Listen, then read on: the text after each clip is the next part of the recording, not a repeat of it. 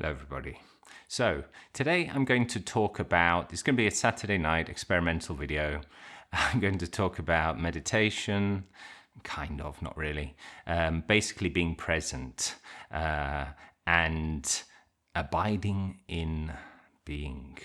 But I'm going to approach it from something that's taught by Jean Klein, one of my favorite non-dual teachers. So he talks about waiting without waiting for anything.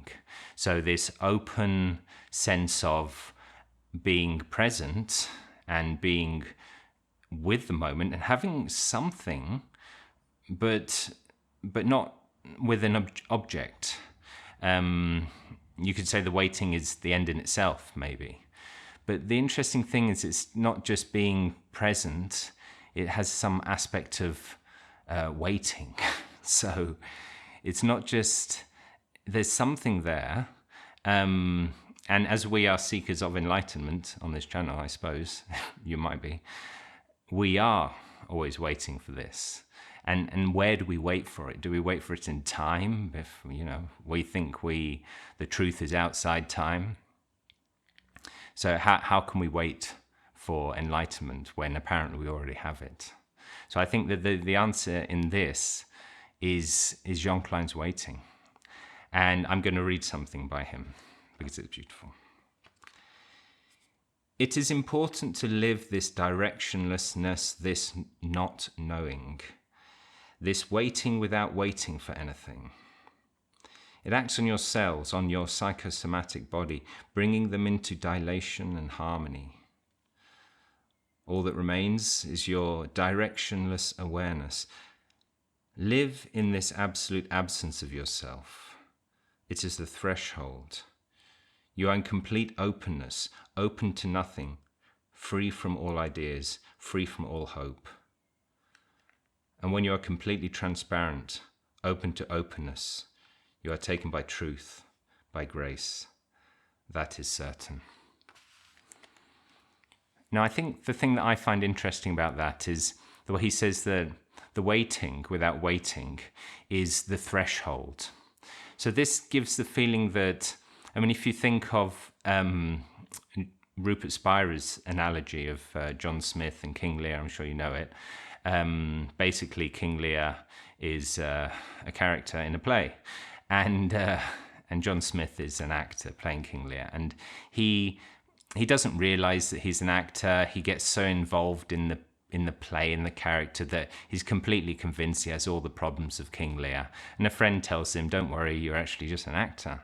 And he has this, enlightenment experience. He has an awakening and realizes, I'm actually just John Smith. And he goes to work again and plays his role really well, gets really into the character, not afraid of the terrible emotions and everything. Is just, expresses himself really well and gets into the moment. And maybe people are affected by this performance and it touches them. Because he was not afraid, he didn't want to pull back anymore from this experience. And this way of awakening, as we can see, the character of King Lear is never enlightened. He's still the same. He's still got the same problems. Everything's the same. In fact, he kind of gets more authentic when John Smith gets enlightened.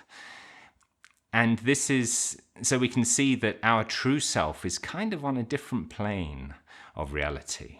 So when we talk about discovering our true nature, who we really are, it is about, we can't do it from this separate self to some degree. We need grace.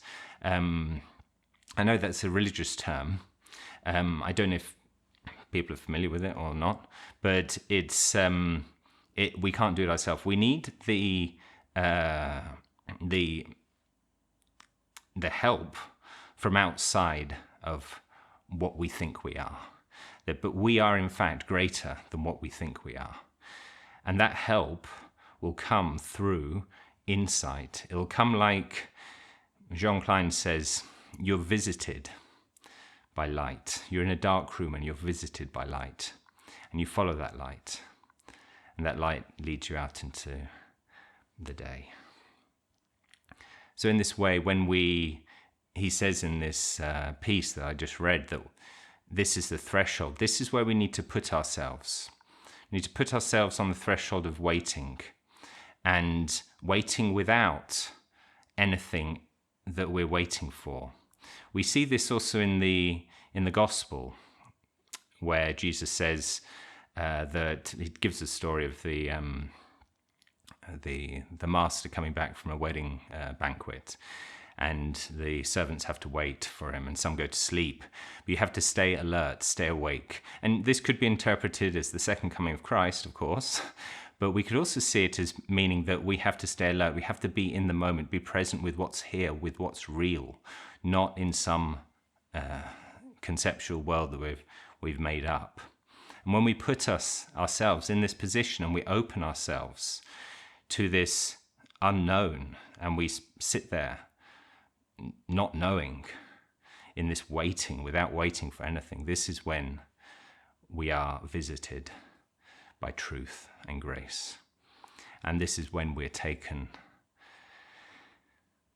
further than we ourselves can actually do as separate people.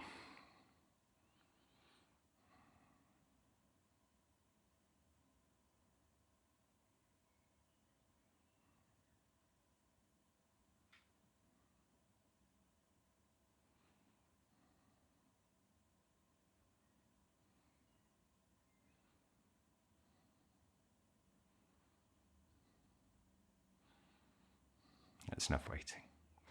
Thank you. Goodbye.